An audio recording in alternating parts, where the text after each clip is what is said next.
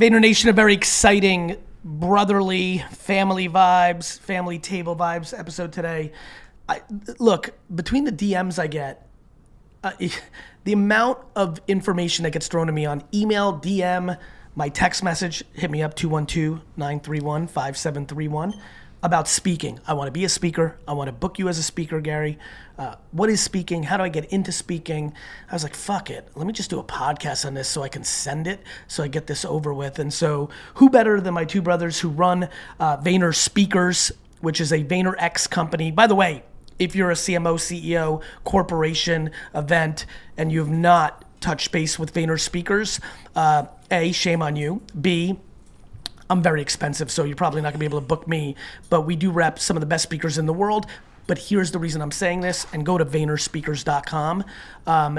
These guys are Menches and my brothers, and we do it our way here, which is provide value. So whether it's them or somebody on their team, you could probably extract some insights or not get ripped off on a speaker or make a much better choice on a speaker, and even if it doesn't go directly through us. So Zach, Steve, why don't you introduce yourselves? How's it going? I'm Zach, CEO of VaynerSpeakers. Zach who? What are you, like Madonna already now? Zach Nadler. Sir. And we've now worked together for 15 and a half years. Yeah, we got to get into it. We're going to get into 2 or 3 best stories when you were repping me at CAA when I was a raw character. I can't wait. Please tell me something maybe I haven't heard, so go into your head. Okay, wonderful. And the better looking guy? Steven Weinreb. I run sales at VaynerSpeakers. Worked with Zach when he was at CAA for 16 years, and then booked you through Zach for about 8 years, and that's kind of how this all came together. Yeah, I'm trying to think where I may want to go up front, because I know people are like, the world's fast and people are busy. So before I go into like how we came together and then some fun stories, why don't we go right into the meat of value? Men, I'm going to go with a series of questions. What's the state of the union on speakers? For the people that are speakers right now, getting paid 10K, 15K, 25K, 40K, 50K, 75K, 100K, 150K, that range, as speakers, what should they know? Is the market back? What's going on with virtual, physical, global, US, industries? Give us a state of the union of the speaking demand or even supply. Is like now with social media and what I did well, now everyone does. Like, are there too many speakers so the price is going down? Are the best of the best? Like all that good shit. Fire away. Yeah, I would say first off, there's never been more speakers and more events than ever before. Okay. We're still doing virtual events. I would say maybe 10 to 15% of our year is virtual. And talk to me about the broader market, because I don't, obviously we'll get into the VaynerSpeaker stuff, but like general market, what is a A-lister getting to do a virtual, and what is like a C-list, like what's the rate, like from free to like what? Yeah, well, I mean, the marketplace has grown. When I started in this industry, like the top of the market. I apologize. On virtual, because I think virtual. people, yeah. Got it. Yeah. Well, I think with virtual, it is usually like the big name celebrities can be getting a couple $100,000 for a virtual to try and draw in traffic. Amazing, right? Everybody at home, can you imagine? A couple $100,000 to do a Zoom for an hour? Amazing. And the low end, I mean, people are doing it for free. Of course. It's good. It's an opportunity to get in front of an audience. Yep. I mean, I spoke for free in my career. Absolutely. I'll still do it if there's a trillion people and I think it's smart. Right. No, really, I know you're laughing. You're laughing because I say no to like hefty 6 figures. But if you're listening right now and you're like, let me just make this up. If you're an event in South Korea, if the biggest event in South Korea draws 200,000 business people, and they emailed me and they said you will stand and there will be 200,000 people in this mega arena that we created in South Korea, I would go. I know that's not real, but I would go. All right, so 5K, 10K, those are real. Yeah, that's kind of the market over COVID, especially the virtual market changed, because now we need one name to draw in traffic, and everyone else can fill. They don't have to be the big names. So there's kind of been a gap that was created. And what about physical? Are we fully back physical? 80% pre-COVID? We're fully back. We're more fully than back. Stronger. And what about fees for speakers? Down, up, left, right? Up across the high end speakers is up. Speakers are pushing their fees higher right now. I think the A-list. It hasn't hit the tipping point. Not even the A-list. I think BC and D-list also. So the 15K guy or gal, 25K, that kind of move. Everyone's moving a little. Everyone's going for the money grab right now, and I think we will start seeing it to peter off soon. But right now, there's a lot of money Still that's okay. flowing, and And there's so what about speakers the people that are booking speakers on their side? They're hearing this. So like a lot of people just got excited. And a small group, Fortune 500 executives that are booking speakers, events that are, thinking about starting and need a big name. What is a good strategy for, how should they be thinking about not getting too caught on fees going up if they have the same budget as last year and they're hearing this like, shit, what do I do? Like, how should they attack? Just find new names? Like, what should they be thinking about? Start by going to VaynerSpeakers.com. Smart. Obviously. Yes. It's the smartest move you could make. Nice right hook. But the reality is it's all about And that research. is true, by the way, right? Like, because if we don't represent them, you're going to refer them. And back to like why we think we're the best, and how we've built so fast is we're not scummy about it. Right. We're bespoke. So that's been the whole thing, is that over the last 10, 15 years, the market's changed. Not everyone does the same event. It's not just get up on stage at this event and do something. We want a longer form interview, right? We want to do a workshop afterwards. We want to make something special. So that's what we try to do, is listen and try and figure that out. And on the exclusive side, who does VaynerSpeakers rep exclusively these days in case somebody's trying to book one of these people? In addition to you, Jesse Itzler, Will Guidera, Kerry Walsh-Jennings, Dominique Dawes, Christina Tosi, Ryan Holiday, Tom Bilyeu, Laura Gassner-Otting. We have about 23 exclusive clients right now. We just signed Don Miller from StoryBrand down in Nashville. Yep. So we work with a lot of different people in a lot of different industries. For somebody who's listening who wants to be, because we're one of the kind of leaders and there's others, they want to be an exclusive speaker. How big do they need to get, or how hot do they need to get? Like, what do they need to do? What do they need to do? Well, I always remind people, and this sounds counterintuitive, you don't necessarily need an agent. Yeah, fair. Some great clients, great speakers do not have agents. They have great businesses. An agent helps you harness what you're doing and help you figure out a strategy behind your speaking. Yeah, it's been really interesting. Some of the names you named have thought about being internal, have been free agents, and we've crushed for them. It's been eye-opening for me, by the way. Meaning, as you know, in a lot of ways, as one of the only humans that has ever kind of repped me in a commission-based environment, I mean, hence how VaynerSpeakers even happened. I myself am an agent and have always kind of sold myself. But lately I've been like, man, I really need to think about if I want to be in commercials, I decided, because I think it's funny. Like, genuinely, I think I'd crush, and my cameos in those would be good, and it would work for the brand, and I just want it from when I'm 90, I want to be like, remember when I did, this commercial or that commercial? So, but I realized in that environment, I'm like, no, I need to really think about, there's a lot of people who grow by having a great manager or agent, even if they themselves are great at it. And I've seen that up close and personal with 2 or 3 of the names that you just rattled off.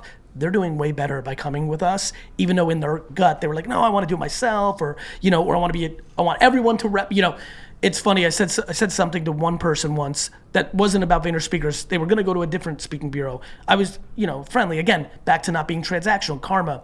And he was struggling with going exclusive to this one firm versus staying free agent. Meaning everybody can rep me and whatever.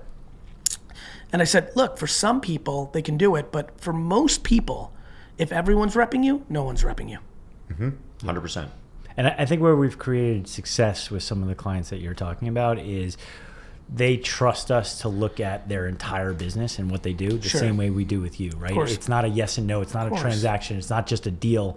It's, does this make sense? How can we reroute We were literally, before we were recording here, I was telling you, hey, I need to get into LA and London and Singapore more. So, if there's speeches there, let's strategize. Yes, it's more omni. Strategy's the key. That was something I don't think we realized when we started the company. There's going to be such a game changer for us and our clients. When I spent a decade at CAA, we were just transactional. We were just focused on getting speaking engagements. Here, we really look at the holistic view of what everything else people are doing, and we're not touching it. We don't do book deals, right? We don't do commercial deals, right? That's not the stuff we're doing, but we still care about it because a rising tide lifts all boats. Smart. Let me go with a different series of questions. I've always recommended this. Curious if you guys agree with me. A lot of people ask me, I want to get into speaking. I always yell at them. I'm like, speak for free at scale. Reach out to places. Don't have an ego. If nobody's calling you, that means you're not as good as you think. And so like start Googling and ChatGPTing, and like if you live in Nashville, like, and you want to be in business, like literally Google and ChatGPT, like what are the upcoming Nashville business conferences?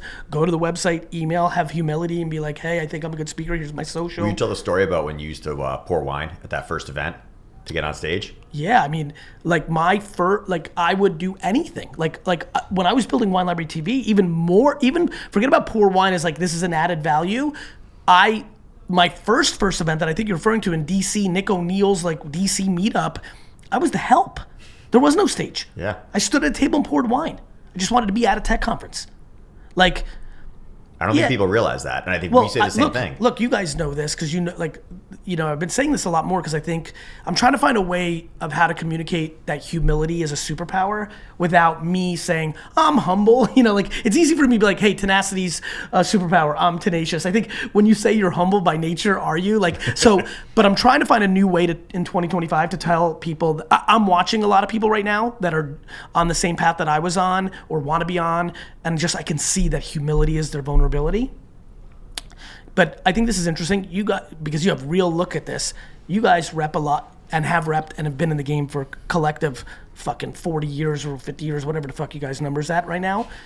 I also think like humility not only comes in like working for free, it's also being like a pleasure to work with. Mm-hmm. As you guys know, I assume all these people that are like on their it's their second ever booked speech. Nobody really even knows who they are. And they're like, I need 2+2s. I need a private jet. I need fucking green M&Ms in my room. Don't look at me in the face. Like, as you guys know, mine's just like whatever. Be human. Be human. But I think on the humility part where you're going, and what I would say to other people is stay in your lane of what you know. Don't try to go out there and say, I can talk on these 15 topics. That's not humility. Humility is recognizing what you are really good at and pitching yourself in that area and being really good in that area instead of agreeing to a deal just because there's money and now it's a conversation on AI and you really don't have the insight. It's self-awareness, right? It's not saying I can speak on marketing, management, leadership, teamwork. It's like pick a lane and then figure out how that could be helpful for any organization, any audience. Yeah, it's funny. I know that because we've been through this, us three, for so long. I know that in 2026, a lot of my speaking is going to be about live social shopping because we've seen this rodeo with me. But, again, one of the things that's fun is I'm putting up all these videos of me in 2009, 11, 13, talking about live shopping. This has been 15 years for me, not because, and by the way, I'm not going to be talking about AI agents, even though I know it's one of the biggest things going on. My meeting prior to this, probably why I'm bringing it up, was 2 hours of really getting into the understanding of AI agents. And in 2 years, I might talk about it. But I think I've always been petrified. One of the reasons I'm an improv speaker is because I only talk about what I know. I don't need the slides. We were in Australia, and it must have been 2019. You were talking heavily on TikTok. And the conversation was, it's not just for the little kids and the girls that want to dance. And that's all you were talking about, and you're leaning into it. And one of the last talks you gave before the pandemic started, this was January 2020, somebody asked a question about blockchain. And you were like, I don't know enough about it, but what I do know scares me about the opportunity that it's going to present. I think I'm glad you guys are saying this. This is Steve, I'm glad you picked up on it. I think it's a great call out. Everybody, if you want to be a great speaker, don't fake it. I'm telling you, you will get caught. People can feel it. You're not good on stage when you're talking about shit you don't know.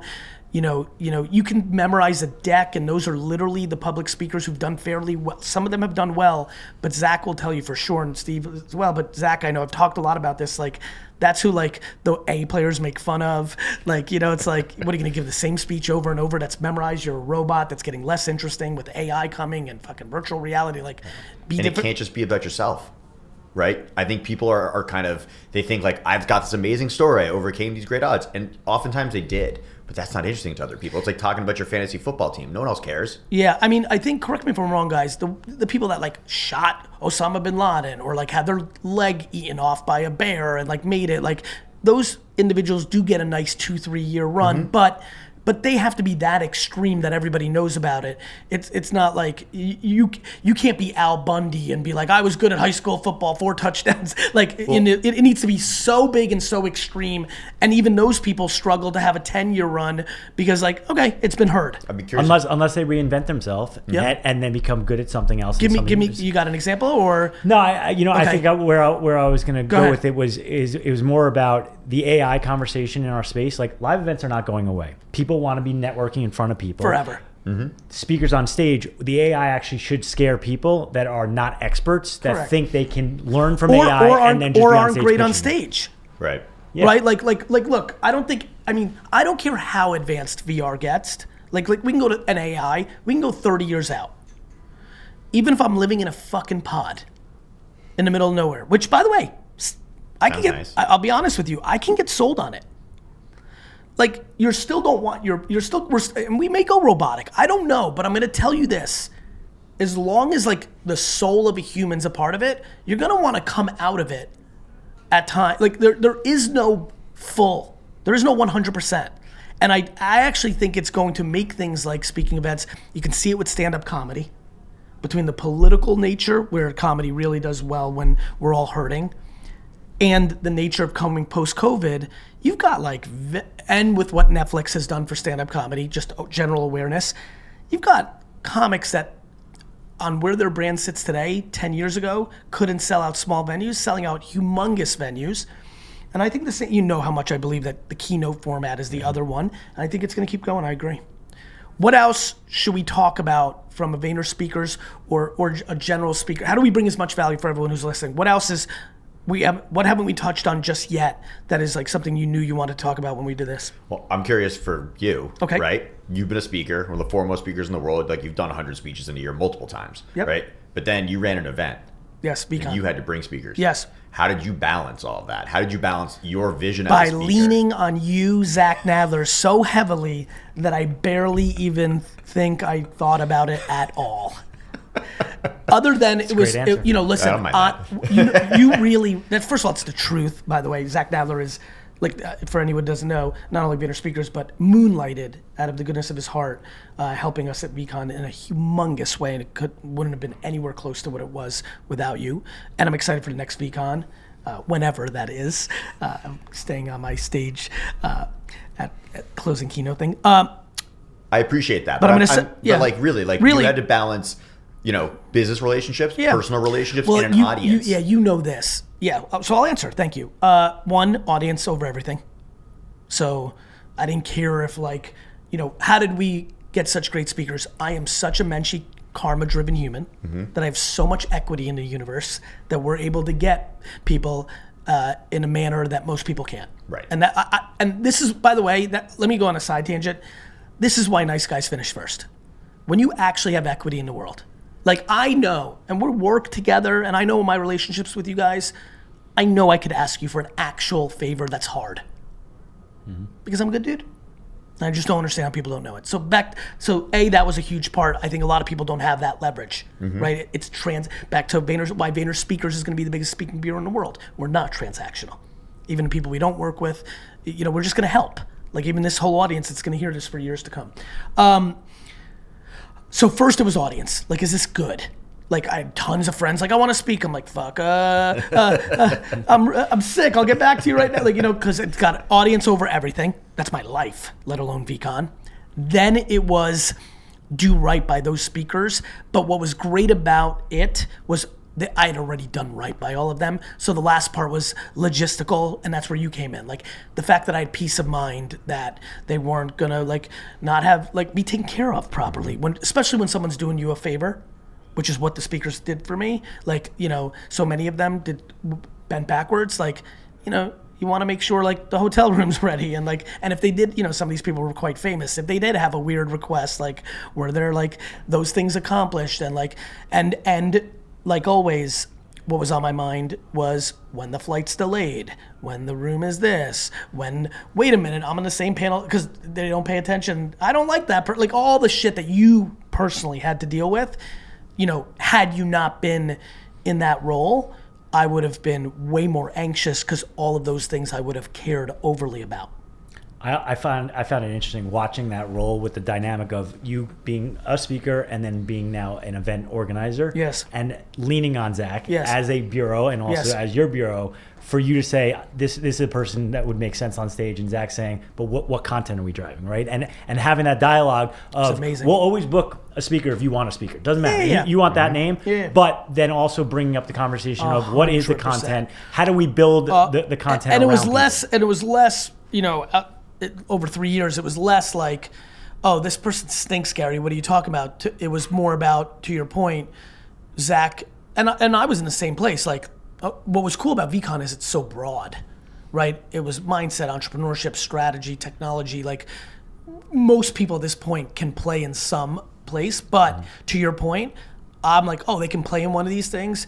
What Zach, others did was, let's refine that to something of value. And then really at the size and scale we were playing at, getting the panels right, what's the right mix, having different flavors, or going all in on a flavor on a panel.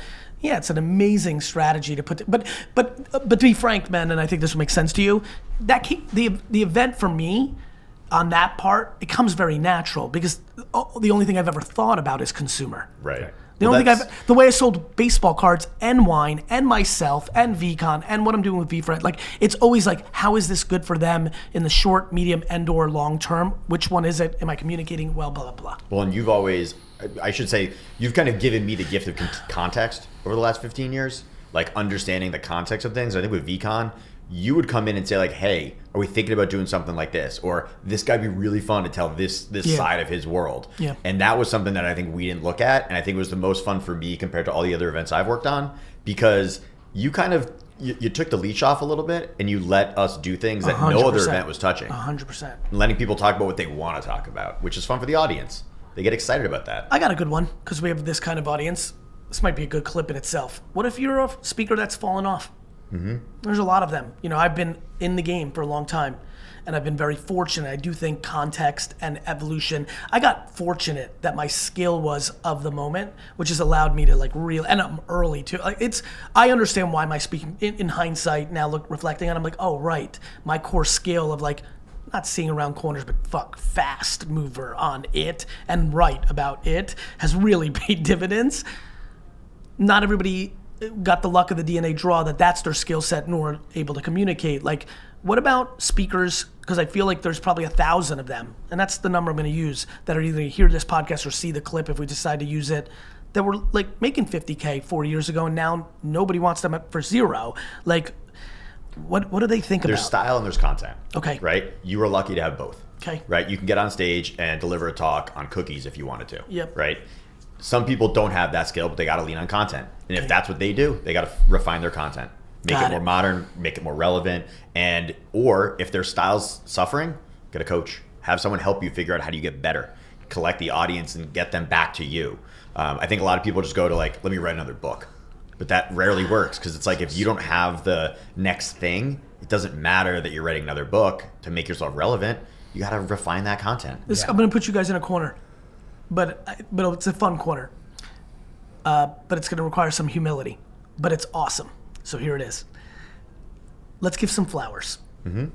In your career, Steve, which person did you see come across the game and you're like, I don't see it. This person's not going to be much. And you passed on or didn't like. Oh, this is and this is gonna be, you have a good one? Yeah, you have a good one? Okay. So which person came across and you were like, I don't know, this is a complete waste of time. They won't be around in 6 months, and then went on to have a good career? I watched one video on him, and his name was Will Gadara. And amazing. I said to Zach, and we were talking about it, and I said, good content. The video that I saw, I didn't feel the energy was there on stage. And it's actually a great lesson of when people are evaluating speakers to go see them. Only look at a video or look at a video that you don't even know who they're actually talking to, so you don't know the context of the audience. That may not be your audience. And the first time I said it to Zach, I said, I'm not sure. I don't see it yet. How many events did he do last year? 122. You know what's funny about that? Lately, because I've not been speaking as much, because I'm focused on the companies and doing it less, though I'm starting to think Jones is, you guys can tell, I really love the stage. But it's funny, last year was the first time, because I guess I'd maybe been between COVID and out of rotation a little bit, or much more limited than the 100 plus like I was doing for years. I've had so many people recently say, I've seen 39 of your keynotes on YouTube. I cannot believe how different this was being here live. Yeah. It's pretty cool. 100%. It's kind of like music, right? It makes sense, right? You see like bands or whatever, like, and then you see it, like, that's cool. Yeah, that makes sense. Which is also why when live events came back, virtual dropped so significantly. Yeah, it makes sense. Mm-hmm. Zach, how about for you in your career? Think there are multiple people, right? I'm sure. Like, I get it wrong all the time. Of course, that's the game. There were some of the clients I work with the most at CAA were clients that I originally was like, I don't see it. Yeah. And I think... But Zach. I'll give you a good one. Okay. Diana Nyad. Okay. She swam from Cuba to Florida. Yes, I remember. Right? I watched the movie. Phenomenal Loved it. speaker. Yes. But I actually made that decision without even seeing her speak. I just knew the story. And as soon as I saw her speak, I was like, oh, like, yeah, of course. She's a one-woman show. What about seeing them speak? Because I'm not letting you off the hook. I'll give you another one. Another client, actually, Brian Solis.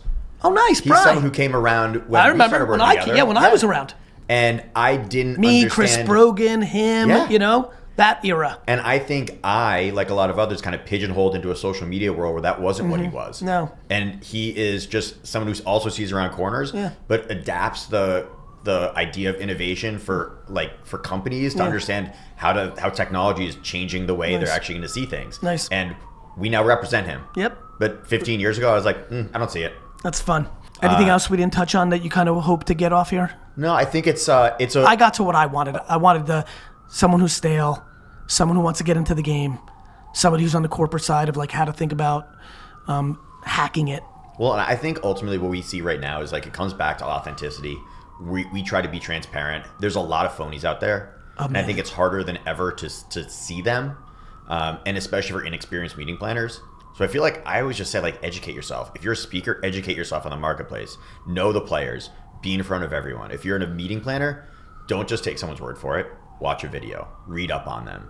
And I think ask questions. Not enough people do that. Yeah. Steve, anything for you in closing? I would say I would just piggyback on that is work with someone and talk to someone that has some insight that's different than what you're just seeing with your own eyes, right? Is you can see certain things just like on that Will situation, but the more I talked to people and read into it and dive deeper, it just allowed me to see it from a different perspective. Makes sense. I would close with, if you want the greatest keynote ever given by a human being, go to VaynerSpeakers.com and request Gary Vaynerchuk. Have a good day. See ya.